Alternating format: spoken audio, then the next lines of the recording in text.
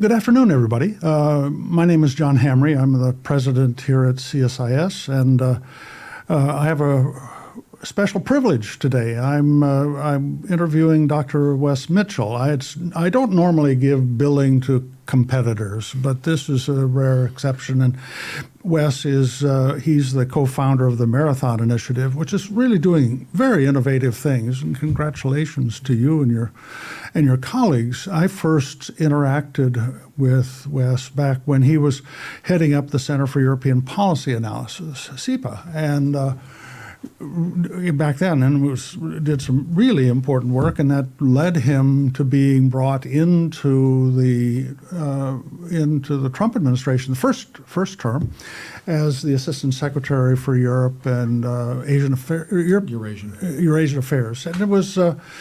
And he did a splendid job in that, and I think I don't know exactly when you discovered the bug of wanting to write this book, but we're going to take the next, say, 45 minutes or so to review a very interesting book that Wess has been working on for 5 years, I think. And, you can see it here. It's Great Power Diplomacy. I really love Skill of Statecraft from Attila the Hun to Kissinger. We all know who Henry Kissinger is, so he doesn't need a first name. Attila the Hun just seems to need it. So the first question is, why did you pick that title? Well, first of all, Dr. Hamre, thanks for having me. It's a real pleasure to be here, and thank you for the warm words that you said at the start. I feel very welcomed. So the story of the title, or rather the subtitle, is partly the dramatic effect of having two larger-than-life personalities who can give billing to the book in a very vibrant way. But it also, of course, reflects the span of time that's covered by the book. So the book starts with really diplomacy in an early modern sense, a dramatic illustration of diplomacy in the early days of the Byzantine Empire, so the days of Attila the Hun and his threat to the Byzantine Empire. And then it ends with the end of the first Nixon administration. I originally intended to go all the way through Reagan and get to the early Cold War, but I just ran out of steam, and I thought it was fitting to end with Dr. Kissinger, given his famous treatment of diplomacy. I've never had the courage to write a book, and so it's with just complete admiration that you've done this. It's not your first, but it really is. I think it's going to be a monumental piece, as people are going to refer to. I want to just help the audience get into the book, and in the preface you write, and I quote this: "Great powers use diplomacy to survive and thrive in the daunting arena of competition with other very powerful states." Now that certainly talks about the great power competition, maybe not all of diplomacy, because smaller countries have to do diplomacy too. But why don't you elaborate on that? How did you come to think about it that way? I mean, it's. I come from a defense background. I usually come to problems a little different way. Mm-hmm. So how did you come to it this way? Well, I wanted to have a very clear statement at the top that situates diplomacy in what I see as its proper home, which is strategy. Mm-hmm. Strategy, of course, is about competitive environments and survival as the highest goal and stake. And in doing that, I wanted to bring diplomacy out of two other frames that I think have come to dominate in the modern era, and in particular since the end of the Cold War. And one of those is this notion that diplomacy is primarily an instrument of order. So order with a capital O, international order, the development and maintenance of rules for the behavior of states, undergirded by international law, international institutions. I think that's most prevalent among American liberals, but it's become a pretty pervasive assumption about diplomacy, at least since the end of the Cold War. You could go further back, but really, especially since the end of the Cold War. And the other is the notion that diplomacy's proper job is sort of to be a janitorial service for the military. And you saw this really come into vogue in the 1990s and into the early 2000s, U.S. wars in Iraq and Afghanistan, where diplomacy existed primarily to reconcile differences between lesser parties, or maybe adjudicate squabbles in the Balkans. But it wasn't a consequential tool of statecraft. Foreign policy became mainly about military power and economic sanctions. And so what the book tries to do from the beginning is to say diplomacy's most important, its most consequential role is in a competitive environment. And in a competitive environment that's dominated by great powers, so large nation states that are able to take military and economic action well beyond their borders. And we really haven't seen an environment like that in maybe a couple of generations. And my argument is that that type of environment is back upon us, and we need to relearn diplomacy as it's been practiced for most of time, which is a tool of competition and survival. Well, and you framed it as in the context of strategy, and you wrote, and again I quote this: "The essence of diplomacy in strategy is to rearrange power in space and time so that countries avoid tests of strength beyond their ability." Is that an indirect critique of the last 20 years of our foreign policy? Well, you could read it that way. Yeah. Although we haven't really faced the kinds of conditions that most of the great powers that I cover in the book face, these moments of great danger where a large empire or kingdom or great power is accustomed to competition with one primary rival. It's an established status quo power, and it wakes up to emergency-like conditions where there's another emerging, very dangerous power, and it has to find a way to deal with both at the same time. And this is a fundamental problem of strategy. I mean, if you think of strategy, and particularly grand strategy, as the matching of national means to national ends, or the threats and opportunities of the outside environment, danger emerges for a great power when that gap gets so wide that the state has to contemplate either using military force and maybe losing a multi-front war, or undertaking a prolonged defense buildup that maybe it can't afford or establish. And what I found over and over again in the cases that I looked at from history is that diplomacy in its most compelling sense, its most strategic sense, really comes to the fore in these moments of great peril, great dangers, that confront great powers with the necessity of making choices and confronting trade-offs, and maybe not getting everything they had hoped that they would get, maybe even having to make peace with old adversaries. But diplomacy, viewed in that light, is an absolutely essential instrument of statecraft. And really the strategic roles of diplomacy described in the book can't be performed by any other instrument of statecraft. They can't be performed by military power or by economic suasion or coercion.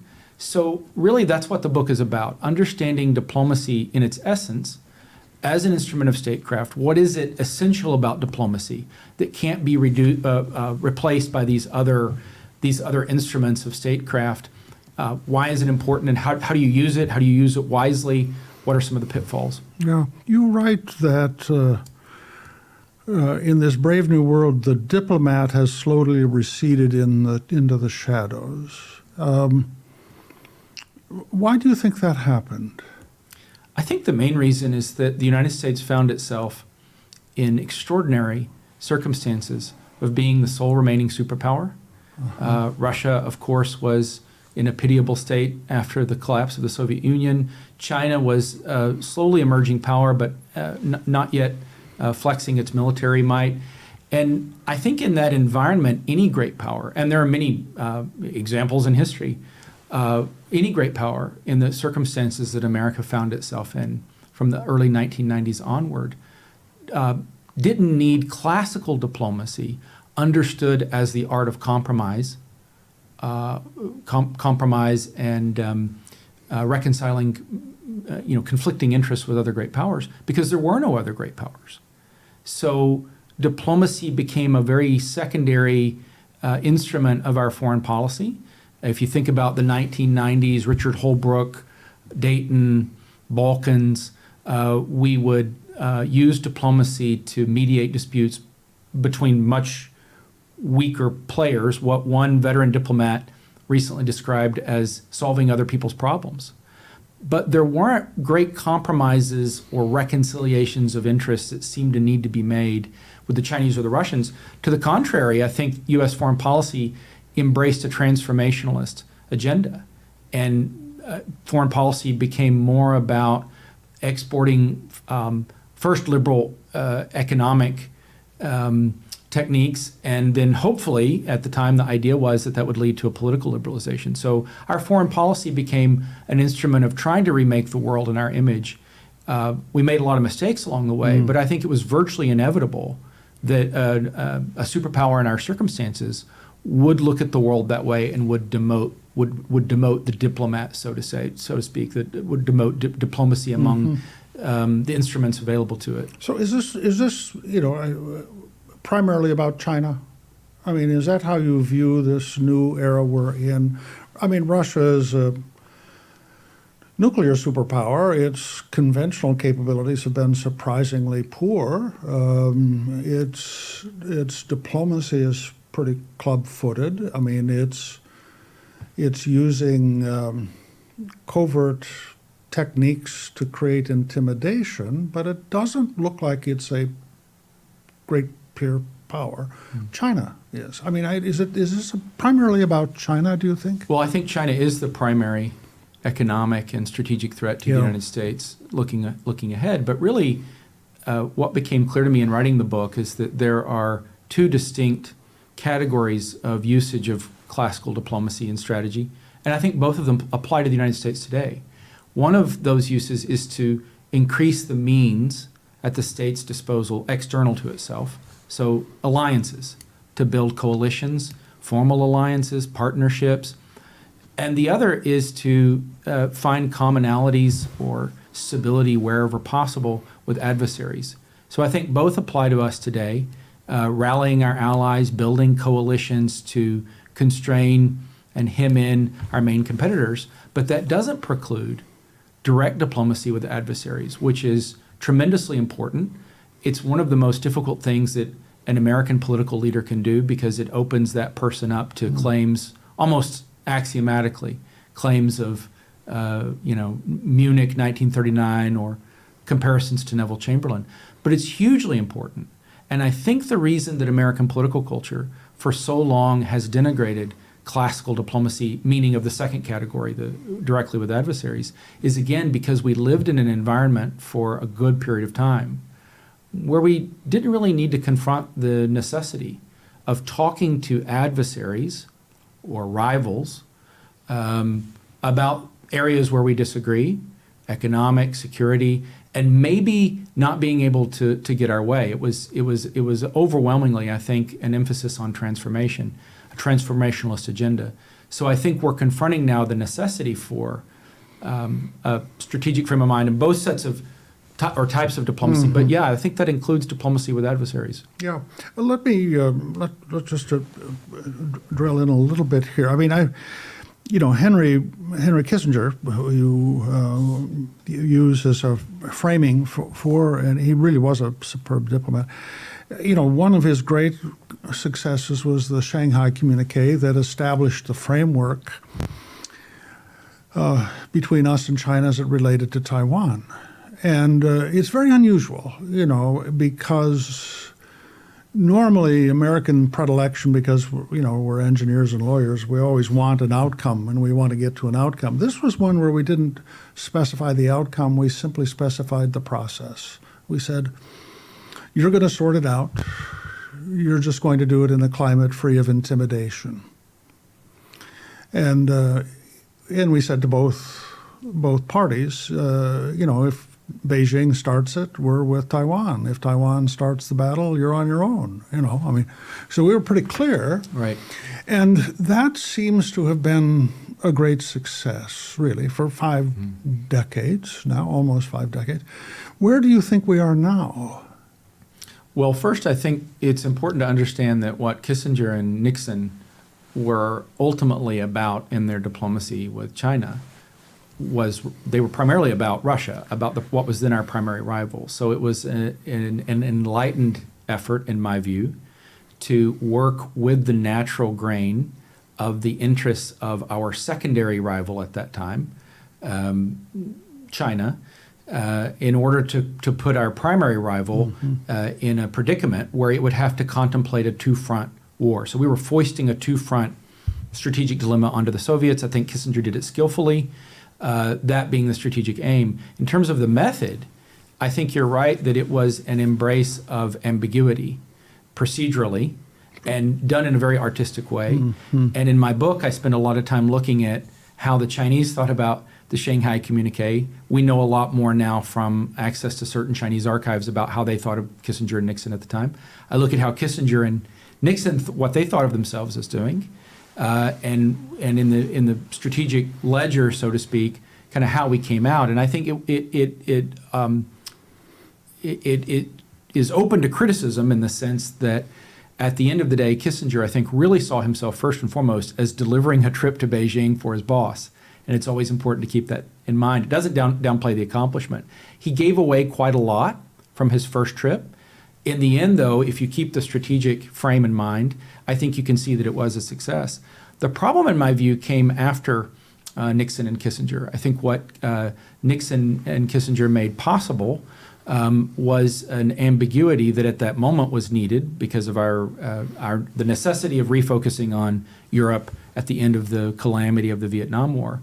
But from Carter onward, I think successive administrations, but particularly Carter, really took an elastic approach to the relationship. And the Carter administration saw itself as needing to deliver on certain promises or concessions that hadn't been fully delivered upon by the Nixon administration. This is my characterization.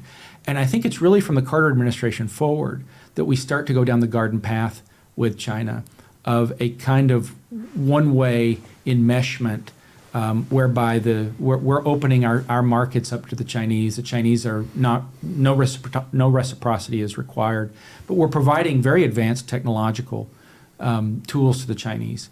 And I think from that point forward is set in motion something that really accelerates, of course, after the end of the Cold War and from the early 1990s onward, that we're now living with today. And we're now trying to recuperate from that. And what's interesting is that many of the tools, you mentioned the Shanghai Communique, many of the same tools and methods and mindset that Nixon and Kissinger used with China may be appropriate for the United States dealing with China today. We may need some of the same, a rearticulation of some of the same ambiguity while we're in the process of trying to undo the wider basket of kind of self-inflicted errors that we opened up. But wasn't it really, I mean, in many ways, the pivot point was in 2013 when Xi Jinping came in. I mean, that was when it became more aggressive. You know, I mean, up until that point, you know, the primary theme with China was a peaceful rise, and we were benefiting from that. Now, since then, it looks like we've paid a price, but that's really because of Xi Jinping, isn't it? Well, Xi Jinping, of course, started to give teeth to all of it, started to actually translate economic latent power into military power, which all great powers eventually do. But the fundamental problem began much earlier, and it was with asymmetric vulnerabilities, where the United States, by degrees, we were opening ourselves up to the potential for China to place constraints on the United States, and we were forfeiting certain constraints that we could place on the Chinese. And I think particularly in manufacturing, the ripple effect in the American economy we now see was gigantic. The wasteland, the industrial wasteland of a big portion of middle America, the jobs that were lost, the lower life expectancy. So there was a domestic economic and political ripple, which it took time to form. But I think the strategic ripple is quite severe, and it is the recognition that we're not in a position materially to slow the rise of China, or let's say hem in its expansion. If we had to go to war with China tomorrow, God forbid, our industrial base is so anemic that it's questionable how long we could even sustain that contest. So all of that is an outgrowth of incremental decisions that were made in American economic policy over successive administrations. But I think it really picked up steam after China was brought into the WTO under the Clinton administration. But successive administrations repeated the error. It was good for Wall Street, but it didn't help the American working class, middle class, and ultimately it put us at a disadvantage if we ever needed to come to blows with the Chinese. Let me go back to a conversation I had with Henry Kissinger. This was, I don't know, 5 years ago probably, and Henry's intellectual grounding as a historian was to be a deep scientist of the historiography of the period following the Westphalian Treaty, or treaties, actually there are multiple, up through, the French Revolution. And back then, diplomacy was in the purview of very small number of elites. They came from the same strata of economic society. They were all upper class people. Petty nobility. They were quite lots of familiarity with each other from personal ties, and they could conduct diplomacy in total secrecy.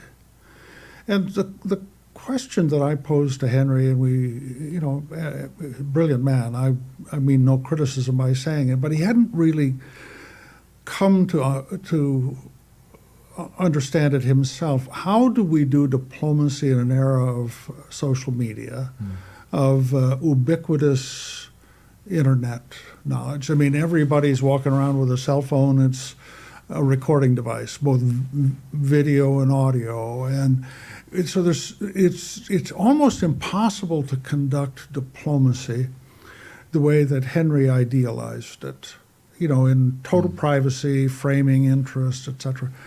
What do you think is possible in this era with this technology for diplomacy? It's a magnificent question. I think the first thing to recognize is that there has always been and will always be both an element of secrecy to effective diplomacy and an element of public-facing communication. And that was true in the days of the classical European system that Kissinger so famously admired. I think that system is still worth studying because, again, bringing diplomacy back to the environment of competition that shapes it and makes it necessary. The classical state system in Europe was a competitive system par excellence. And so you can learn a lot about the essential mechanics and dynamics of diplomacy. But in that era, deals were certainly struck in private. There was a smaller public-facing dimension of diplomacy, but it was no less important. I mean, if you think about Disraeli when he went home from the 1878 Berlin Congress, he made a point of presenting the deliberations of that diplomatic convening in a very specific way to a British democratic electorate. And Bismarck, of course, famously, manipulated the results of his diplomacy in the Reichstag and in the newspapers of Germany. So it's always been there. I think where we are now is we've come through a period where we've seen sort of the limits of what was called the new diplomacy. So the diplomacy that began with Woodrow Wilson and Clemenceau and Lloyd George after World War I, which, by the way, was supposed to be the ultimate antidote to or the rebuke of the secret diplomacy. It was open conventions openly arrived at. So the hallmark of the new diplomacy was supposed to be that reasonable men would get in the room with one another in full view of the public, and they would make deals, and there would be no secrecy. And this was, of course, cataclysmic. A number of spectacularly bad results came out of the new diplomacy. I think we're now sort of in a third age of diplomacy where a lot is still done in secret. In fact, I would say the most important, the most consequential work of diplomacy, whether it's on Gaza or the Ukraine war, the deliberations that are taking place on trade right now with China, are not in public view. But where social media comes in and where the public aspect becomes vital is in how the process, but especially the results of the diplomacy, are presented to the world. And I think social media can be a double-edged sword. It creates enormous expectations on one hand, But the deft utilization of social media, and I think President Trump is especially masterful at this, can be used to box in a rival or an ally. I think we saw this with President Trump's joint press conference with Benjamin Netanyahu recently, where he's moving the Israelis forward in a plan that maybe the Israelis are half-hearted about. I think we saw it at Anchorage, where Trump refused to publicly commit to certain concessions that Putin wanted him to make. So, in other words, there's a proper use of communication tools, including social media now, that's more extensive than in the old days. But I'm not sure that either the secret or the external facing elements of diplomacy have changed that much. May seem like they have, but I think most of the best diplomacy is still done in processes that are not in full view of the public, and probably never will be, and nor should they be. You mentioned earlier that one of the key goals of diplomacy is to widen your own power through alliances and things like that. And I do happen to personally believe that China is the great challenge, that we're facing. I don't know that the best way to start is to pick a fight with all of our allies on tariffs. How do you feel about that? Well, first, just a clarification. I would argue that the role of diplomacy is not to increase one's own power. I think historically, classical diplomacy has been about placing constraints on an expansionist power or the accumulation of power by others. And I think historically, that's why diplomacy has been a conservative instrument of statecraft. The building of coalitions and alliances is not about increasing one's own kind of throw weight in the sense of military conquest or domination, but about placing fetters or restraints on potential revisionist powers. And I think that's still true today, both in trade and security. My interpretation of the Trump administration approach to both trade and security with allies is that they want a renovation or a rebalancing of the benefits and burdens of the U.S. relationship with allies in a way that makes the whole thing sustainable. So in the security sphere, that means allies must bear a greater burden for conventional deterrence. In trade, it means we have to have reciprocity in trade relations with allies, or something like reciprocity. So both, to my mind, are efforts at realigning U.S. alliances in a way that make them more favorable to U.S. interests, but in order to preserve those alliances, not to undermine or break them. And I think that's occurring in parallel with a process of engaging U.S. rivals themselves in a search for stability in various realms, economic, arms control, et cetera. And I think both processes are vital. The best analogy is probably to the Nixon administration. I think of the second Trump administration as pursuing sort of a super Nixon type approach to the world. And I think, it's early, but I think they've had some real milestones. With NATO now spending or committing to spend 5% of GDP on defense, the Turnberry Agreement with the European Union, which was historic. We'll see where things come out on Ukraine and in talks with the Chinese, but I think they're on the right track to do that. Do you think there's a diplomatic path forward on Ukraine? I think there is. I think the conditions are not ripe for diplomacy, but it's been correct, in my view, for the Trump administration to start that process, to put pressure on both parties to bring them to the table, to establish kind of a roadmap or the contours of what could become a plan led primarily by talks between the two parties. I think in all likelihood, what will have to happen is both continued efforts at diplomacy with the Russians, but in parallel, greater pressure by providing arms and certain permissions on their uses, the uses of those arms to the Ukrainians. But again, with the goal of bringing this to a point where the Russians believe that it's in their interest to negotiate, and I don't think we're there yet. But I think the end goal has to be, as Trump has said, that there's a resolution. it probably will look a lot like the Korean conflict, where there's a process for, maybe it's an armistice rather than a ceasefire, but a humanitarian corridor, an exchange of prisoners. But the deeper long-term questions of a political settlement are spun off into a separate process that may take years and may never materialize at all. But that's probably where we're headed, is something like the Korean. It certainly feels more balanced today than it did 4 months ago. I mean, it felt like there was an awful lot of pressure on Ukraine and not a lot of pressure on Russia. But that seems to be changing, and I think it's probably going to be needed if there's going to be some kind of a solution. Because I don't, it doesn't seem to me that Vladimir Putin has embraced any idea of a concession. So it's going to have to be with a bit more pointed effort, I would guess. That may come. I think what the Trump administration has done very well on Ukraine is force all the parties involved, the Russians, the Ukrainians, the Europeans, to re-examine what were previously pat positions. And I think with respect to Russia, one dynamic that is worth watching that maybe has been overlooked is that Trump is now in a position to credibly threaten considerable pressure on the Russians. And I think Putin has to pay attention to that. There's a dynamic in behavioral economics that's called the grim trigger.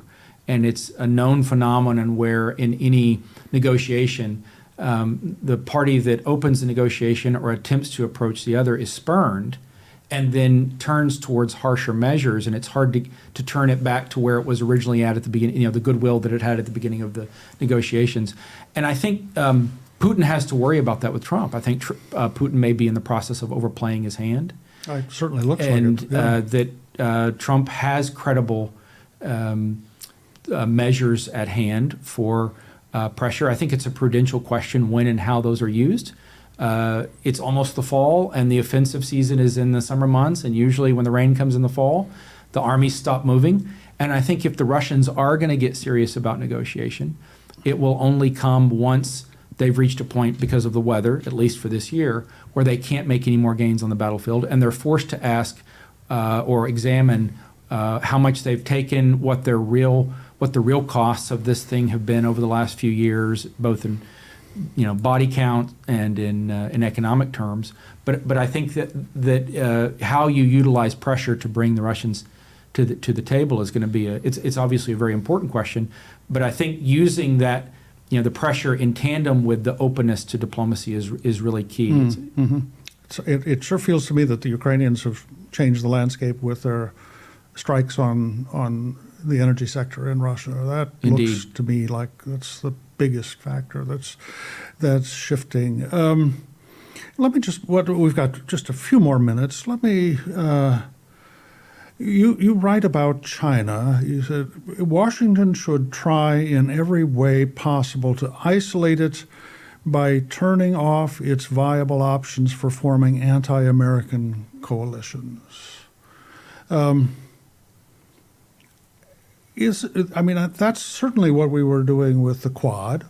We were trying to build a framework. What more would you see us doing at this stage?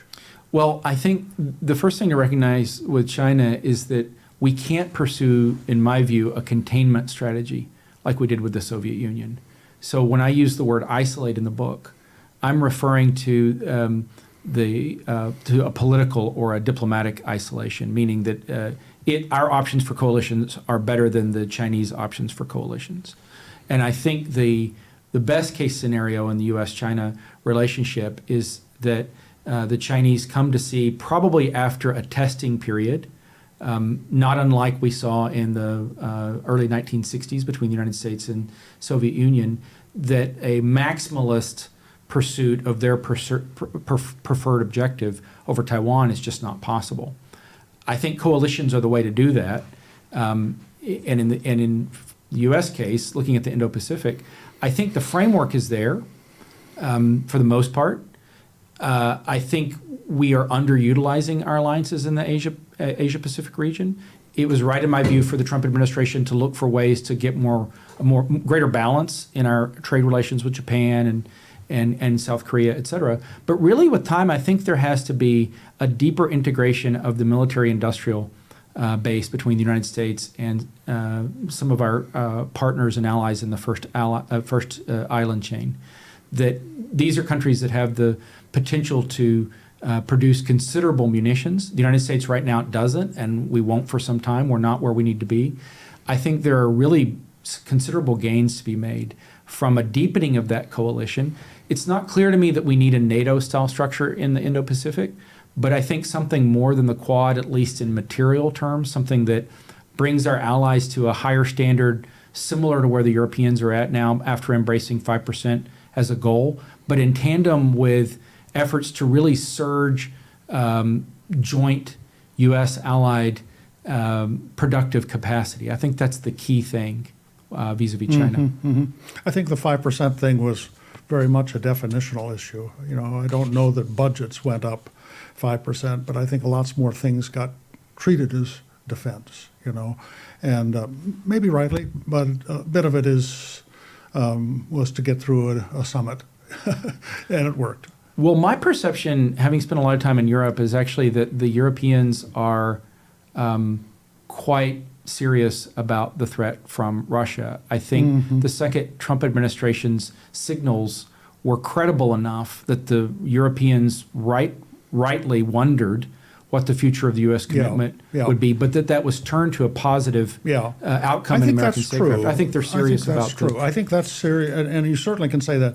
I think shifting from a 2% goal to a 5% goal has been definitional.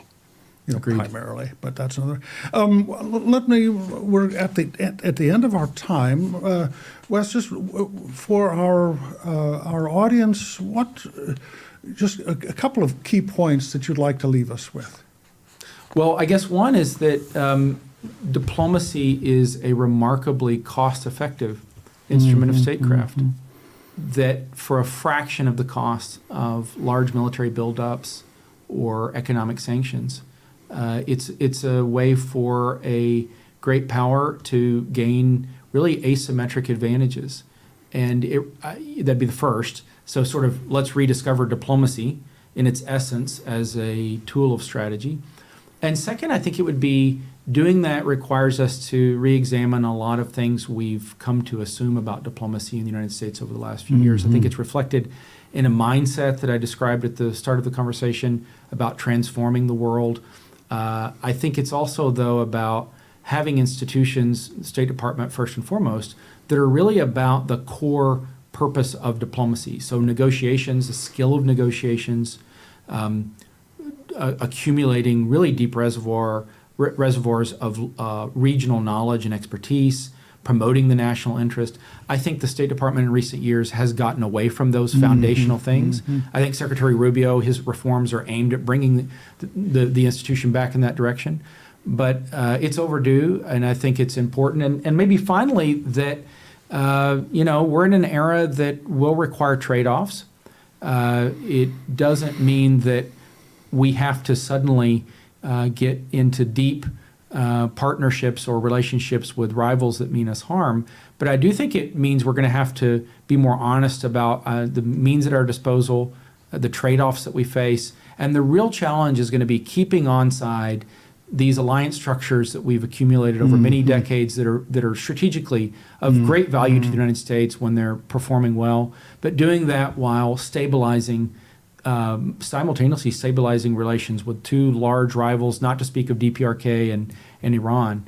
And I think that is a task that's a generational undertaking, that it's going to take a lot of brain power and energy, and we should be applying ourselves to that as a country.